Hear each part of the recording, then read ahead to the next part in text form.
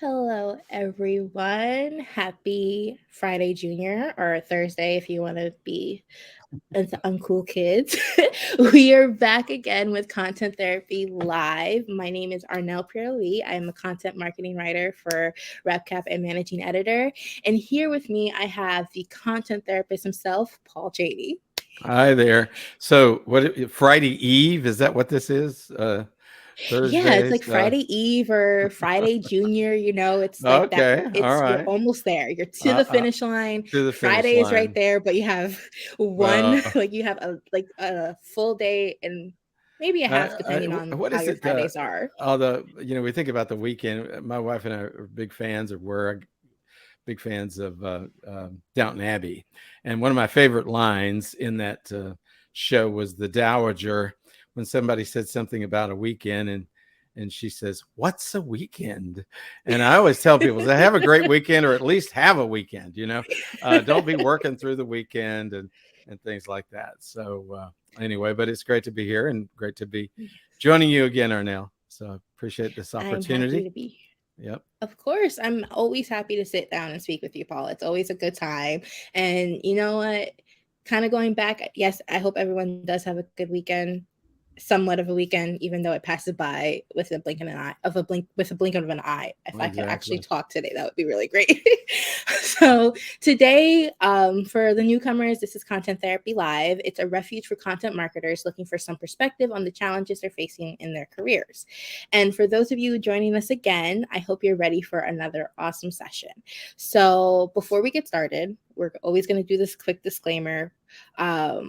While Paul does have experience in mental health, he is not a real therapist. So this is purely on content marketing and work based like problems and stuff like that. If We're it's just anything, entertainers. That's all. This yes, is we're really entertainment. entertainers. Yeah, kind of like the news nowadays. It's not news. It's just entertainment. Yeah, we're pundits. That's what we are. We're pundits. Yes. So we will Okay, try our best to whatever. entertain, but Yes, we if will. it's serious Right. questions, we We yeah. yeah. We take our job Look, I take this thing seriously. But yeah, we like to have fun too, though. I mean, come on. It is Friday Junior after all. So See, I love it. So, are you ready to get started? sure, absolutely. All right. So, this question comes from someone who I feel like in today's working world it's a common problem, as we have a lot of people who are not only professionals but also influencers and content marketers. Hmm. They're joining the world, and it's trying to navigate being working with the professional guidelines while also ensuring that you're building your own brand. So this content marketer writes, "Dear content therapist, I'm a content marketer who's been in the industry for almost 2 years, and I'm also a content creator slash influencer with a decent following on social media. I started my influencer path about 6 months into my current job and typically stick to content about my life, fashion, and funny moments. It's been exciting to watch both of my passions grow. However, I've recently seen stories of people being fired from their jobs because of incidents, some accidental, others not so much, on their social channels. I've tried to be cautious about the content I share, but I also know that mistakes can happen, especially for people who are beginning their content creator influencer journey. How can I effectively navigate my online presence so it doesn't interfere or disrupt my current and future jobs?" That is well, where do I start with this? Because I kind of ran into that myself a few years ago. If you look over one of my shoulders, I never point in the right direction. You'll see a series of books, and there's one with a blue cover, kind of a shiny blue cover. Well, I wrote that book a number of years ago, and to help promote that book, I had to get out kind of on the speaking circuit, and I was kind of at that point in time building a name for myself. I don't know if the term influencer had really sort of peaked on the horizon just yet, but essentially I was building a personal brand and gaining some degree of influence within a niche kind of industry. But I was also working full time as a marketing director for an agency, a marketing agency. And what began to happen was those two things began to come into conflict, not so much because of the nature of the content that I was creating, but the fact that I was having to take time away from my my day job to go and do speaking engagements and help promote the book, that kind of thing. So there is some similarity in what I experience and what you're talking about. In your case, it's more the content that you're creating, which is, I don't know if it's on YouTube or what channel you happen to be using. And it doesn't sound like it's necessarily controversial content. I do want to talk about that in just a moment. You say content about my life, fashion, and funny moments. Well, I don't know. Funny moments could be, potentially controversial or something. But yes, those roles can come into conflict. And so here's some ideas that I pitched in my column that might be of help to you. First of all, I say set boundaries. Determine what topics and content are safe to share online and what should be kept private. Having given that some more thought since having the column published, I did think about this. I thought, well, what if the person wants to do something that might be considered somewhat controversial, or if you don't mind me using the term, sort of off color, right? They're certainly within their rights to do that. It doesn't mean that their content has to be so homogenized or so vanilla that it doesn't, stir up some interest or emotion. But if you do that sort of thing, you really have to really think about what effect could this have on me personally, but in respect to my job and on my employer as well. Is this going to, I use the term, throw shade on my employer because of the kinds of content I'm creating? So I think that's the first principle, though. Set some boundaries. Also, if you're going to go out there and you're going to determine to be an influencer, and whether you did this intentionally or it's just it kind of caught on, you've got to manage your online reputation diligently. Monitor your online reputation. Be mindful of what other people are saying about you. And, is it crossing over into your employment, into the company that you work for? Obviously, if you respond to comments, you've got to be professional. You've got to make sure that you're not just reacting, but you're being proactive in your response. And, if you're out there and you're creating any kind of content, sooner or later, people are going to probably criticize you or have something stupid to say. You've got to be careful about how you respond. That's all I'm saying. Kind of, again, going back to that sort of inflammatory or controversial content thing. If you're going to do that, you just still watch your tone, okay? Because you don't want that reflecting negatively on you or your employer. And I think that really is the nexus of what I'm trying to say here, is whatever you're doing, it's fine to do it, but if it's going to reflect badly on you or your employer, then that's going to be, is it a potential minefield? I don't know. Maybe to use another sort of analogy, it is a tightrope you're walking. Okay. Obviously your employer has certain brand values, maybe beliefs, whatever.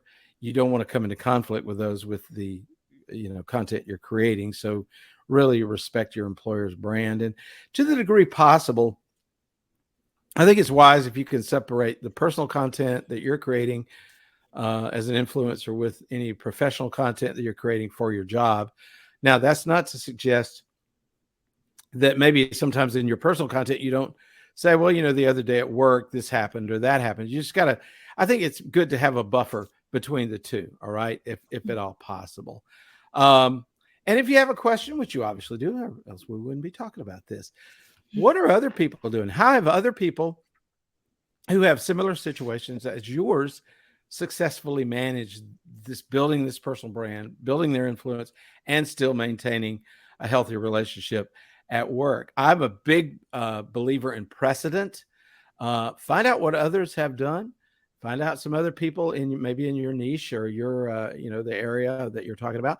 What have they done to bridge this gap? And learn from them. All right. So I think that's a good idea. Ultimately, you don't want to keep your company or maybe your supervisor, your manager, your boss in the dark about this. You have this personal passion. It is led to give you some degree of success as an influencer. You don't want it to interfere with your work. You need to assure or reassure your company, your boss, that that's not going to happen. Okay. Now, that conversation may be a little bit uneasy, but I think it is one that needs to be had. They don't need to find out that you're doing this from a third party. They need to really find out from you that you're doing this. That's my belief. Okay, it's better to communicate straight up front. Um, you know, so all I'm saying is be open, be honest with your boss. Make sure you use good judgment, common sense, good discretion in the content you create so that it doesn't reflect badly on you, which may then have an indirect effect or perhaps direct effect on your company. So those are some ideas that might be of help to you. I I really like everything that you said, and it actually got me thinking because I've come across like through like my own social media, like scrolling and like rabbit holes of just trying to decompress from today, is Mm-hmm. like I'll see creators on apps like TikTok, Instagram, and stuff like that, where they're doing like a day in the life. And Mm-hmm. the day in the life obviously consists of also their job for Right. those who actually do have this still have the 9 to 5, where there'll be content where they're kind of like recording a call or a meeting, and in some instances I've actually seen videos and like a story of one of a couple of people who got fired because they were doing a day in the life and they accidentally or inaccidentally, who knows, like filmed parts of their job and like their screen where it's private information for their Uh-huh. clients. Oh, that's a great So example. Absolutely. so it's one of those things where I guess just from my own perspective of just like really looking from the outside looking in, because I've in the past, before it became like more so like the TikTok influencers and all these different things, in a previous role I used to work with a lot of fashion influencers. Mm-hmm. So I understand kind of like that role where it's like this, you're getting paid to do certain types of content with the certain types of with any type of product that you're getting. But when it comes to kind of doing being a lifestyle creator, Mm-hmm. it Mm-hmm. is a little tough to balance it, because yes, you're trying to own your brand and own who you are and like build your personal brand, but it is also you're if you're choosing to still like have that like 9 to 5 and everything like that for the time being, it's trying to find, like you said, like it's towing the line of trying to find that Right. balance. Right. So Well, but I think, also on the yeah, yeah, go ahead. I'm sorry. no, no, No, no, go ahead. go ahead, go ahead. Well, I think, do what you do with integrity. Obviously, use some wisdom, common sense. But, if it comes to day in the life and your employer, obviously there's confidentiality. Mhm, You don't want to give away trade secrets or whatever. Um, but I think the idea of the word honor comes to mind. You want to honor mhm, your employer. So the content you create, if you're disrespecting your employer, dissing on your employer or something just because, you've had a bad day, well, that's probably not too cool. So I think that the word of the idea of integrity, creating the content with integrity, honoring your employer, if that kind of content weaves its way into or if that topic weaves its way into the content you're creating, obviously you need to think about holding that value in place. That value of honor to me is an important one. But go ahead, you were continuing. no, what I was going to ask is kind of a little bit veering from the content influencer, but kind of on the same basis of the people who have like the side hustles or this like little small businesses in addition to their 9 to 5. Like how can someone in that position kind of like balance the two so it's not interfering with the other? Because I do feel like a lot of times when people do have these side businesses at the time, I've seen Hmm. it often where people decide to leave their 9 to 5 to pursue Right. the Right. business, but other people decide to stay. So it's almost like kind of like if you're working 9 to 5, but you're also a consultant and you're doing this and Right. you're doing Right. that. So like Well, I mean, how do you balance that? yeah, I mean, and the idea of letting your employer know that can be tricky because they may, Mhm, I don't know if there's a clause in your employment contract that says you can't do that, but if it's not clearly spelled out, then I guess that leaves the door open. But obviously, if you've got a side hustle, you cannot allow it to interfere with your day job, your 8 to 5. If you need to take a phone call because maybe you are a consultant or whatever the case may be to talk with a client, then you got to do that during your off time. You can't steal time away from your employer to do this sort of thing. And just getting back to my own situation, while I really, and by the way, let me just interject this real quickly. If what you're talking about somehow matches what industry you work in, then it'd be nice to think that the two could sort of benefit the other. That was actually my goal with what I was doing with the books. Everything I did in terms of a speaking engagement or whatever it may have been, an interview, online or something, I always said, here's who I am. Here's the company I work for. I always try to point back to the company and myself as a representative of that company, not separate myself from it as if I was trying to do my own thing necessarily. Eventually, and I was hoping that it would benefit the company, but what happened was my personal brand kept building and it didn't seem to shed the kind of light on the company that I was hoping it would. And I came to a point where it was really a crisis of conscience. I realized that if I was going to do right by the book and everything I was trying to do, because my publisher was kind of pressuring me, then I basically had to step away, and I did. And it wasn't a bad thing. I mean, I left on amicable terms. The company CEO and I are still great friends. And in fact, I went back and worked for him for a while again, but that was later on. But, I had to do what I felt was right in my heart about that. And I stepped out on my own, was out on my own for several years. But I think if you've got to weigh all of this in the balance. If you've got a side hustle, is this something you're going to intend to take full time at some point? Or you want to just keep it as a sideline? Then, that's okay. But bottom line, you have to respect your employer.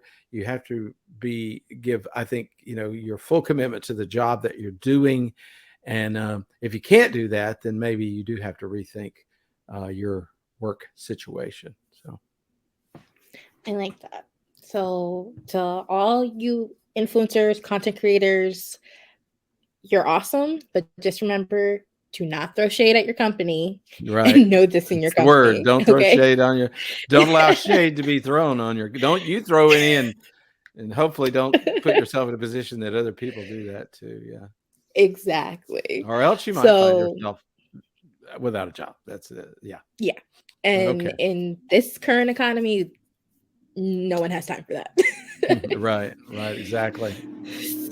So we're actually going to switch gears a little bit. Boy, And are we. we are going to be, we are. And we are talking about events. And this can be anything from in-person events, webinar events. And this, I think, is actually a pretty significant topic because we're talking about diversity in the events and how, although there are many people in many industries with so much who are intelligent, have the expertise, we're still getting the same type of people in these events instead of diversifying.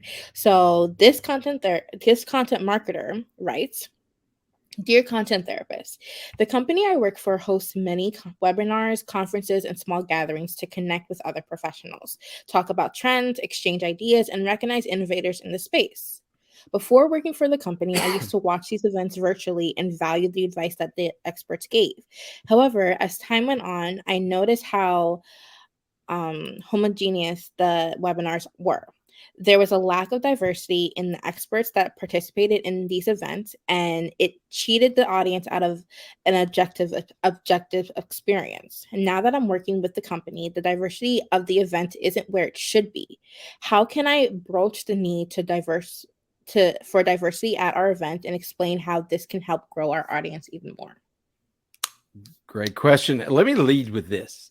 In the column, I sort of ended with it, but I like the analogy.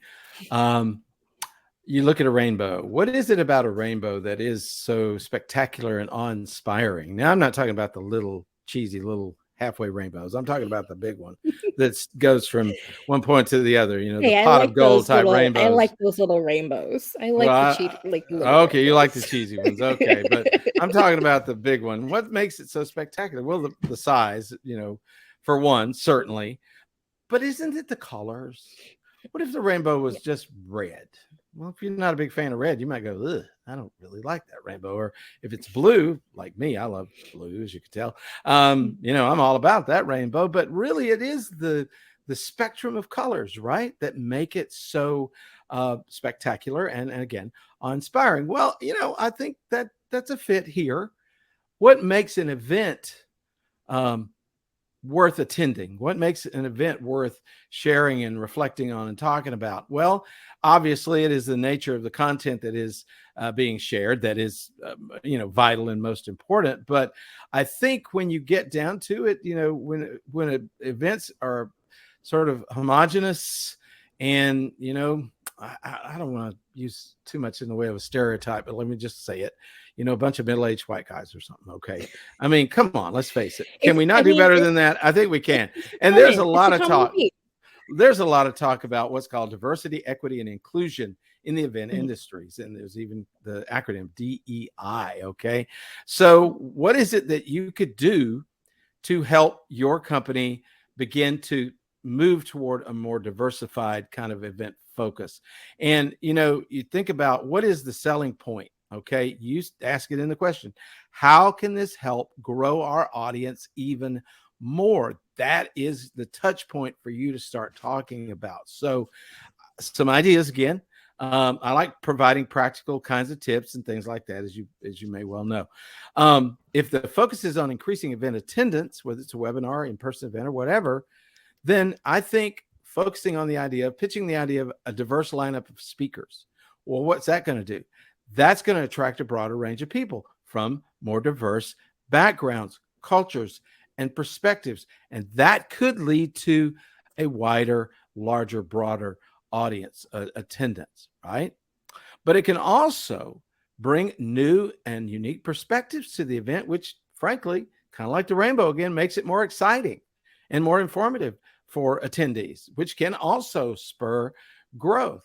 If it's, again, a very homogenous kind of event, maybe, it's okay. Good speakers, they know what they're talking about, but how much better might it be if they represented different backgrounds or different lifestyles and of different ethnic groups, all that kind of thing. Also, and I think to me, this is a very important point. Have you ever been to an event where you just felt like the odd person out, like you didn't really fit in? Well, how much better to create an event that is more warm and welcoming, that has a greater sense of belonging, because there are different groups, different perspectives, different backgrounds represented. We all, that whole, the sort of the phrase, birds of a feather flock together. Well, we do. Let's admit it. And if you go to an event where you don't really fit, and I've been to a few of those, then, you feel out of place and you don't really necessarily want to go back to something like that. But if you could find your people there, like, I'll give you a quick example. Probably everybody in this audience, or most everybody, would know the name Joe Polizzi. Joe was the guy who founded the Content Marketing Institute. In fact, he kind of coined that phrase, I think. Well, Joe's got a new thing going. Started it last year. He calls it content entrepreneurship. And he created an event called CEX. I don't exactly remember what those stand for, but I got really interested in that whole content entrepreneur. I want to be that. So I went to the event, and I'm kind of an introverted person, and, mixing in what I call unstructured social situations, I don't do terribly well. But you know what? I was with my people there. I felt good about that. Here's some people, several at least, who I've known for several years, and we've got this personal relationship already built, and I just felt good about being there. And I think, if you can create a diverse business event, it will create more of a warm, welcoming environment where people of different backgrounds and so forth can feel welcome. And if you go to an event like that, you're going to want to go back, which means long-term growth year in and year out. And I think another point to make about this is don't complain or be critical of how things were done in the past. Focus on the positive aspects of diversity and try to sell those. Maybe the event host or organizer had a certain network, or their Rolodex, to use that term. And so they just called on those people they know. And here's something else to think about, Arnell. A lot of these events are pay to play. The people who are on the panels, who are up speaking, are there because they put up the money to be there, and that is a Yeah. factor. So we can't, we can't negate that. All right, we can't take that off the table. So you have to factor that in. But let me just give you quickly. I know we're kind of getting close on time We have here. some time. Yeah. Okay, well, let me give you some We have a tips little time. too. So if you're thinking about, okay, I've approached my company, my supervisor, about doing this. They're open to the idea, and they've said, okay, then you're the person in charge. Well, what are you going to do? How can you help to make this a more diverse event? Well, first of all, you got to find speakers who represent those different backgrounds, those different perspectives, and all of that, and get those engaged and on board. And obviously, you still want qualified people. You're not being gratuitous here, but there are people from different backgrounds who are certainly qualified. That's an excuse to think otherwise. Actively encourage participation from underrepresented groups, women, people of color, members of the LGBTQ plus community, all of these different backgrounds that may be a fit for, obviously it has to be a fit for your industry. That's a given, I think. How about the venue itself? Is it accessible? If I'm a person with a disability, or can you accommodate me? I think most events or venues certainly can do that, but it's a point worth making at least. What about the topics? You got to think about topics that have a more diverse appeal. Factor that in. And here's something to think about. I think it's very important. What about dietary needs? You go to these events and here's the box lunch with the ham and cheese sandwich. Well, maybe my Yeah. culture, we don't do that. And maybe I need a vegetarian or vegan option, or maybe I come from an ethnic background that there are certain foods. Can you provide foods that would be, attractive to me? And again, we're not talking about being patronizing. We're talking about a sincere attempt to appeal to folks from these different backgrounds. After the event's over, get feedback from the speakers and participants on how to improve. And again, going back to that precedent thing I mentioned earlier, how have companies who have led diverse events, what have they done to make them successful? How about seeking out those companies and those organizers and learning from them? You're not having to start from the ground up on this. There are plenty of templates out there that you could follow and apply to your own situation. So I guess I end as I begin with this, and that is to go back to the rainbow analogy of, or is it a metaphor? I forget. What makes it interesting is all those different colors, and your event will be more interesting and more appealing if you can focus on diversifying. And so I would say, maybe you start out with small steps, baby steps, but you just keep moving in that direction and try to improve with each event. I do agree. I do feel as though when it comes to diversifying these events and working to diversify these events, it can't just be, it's not a one person show. It is not something where it's just a specific team in your organization is just going to handle that and that's it. I feel Right. like that for it to be a genuine effort, it needs to come from the top, very top from the organization, and work it to trickle its way down to every single part, because in an event there are multiple teams that are involved in the production, in the Oh, that's true. advertising, the Yeah. marketing, in the and making sure the event space is ready. You need to be able to have everybody on the same page. And I do feel as though when it comes to diversifying, it's important to think about, as you mentioned, the different ways that you can diversify the event.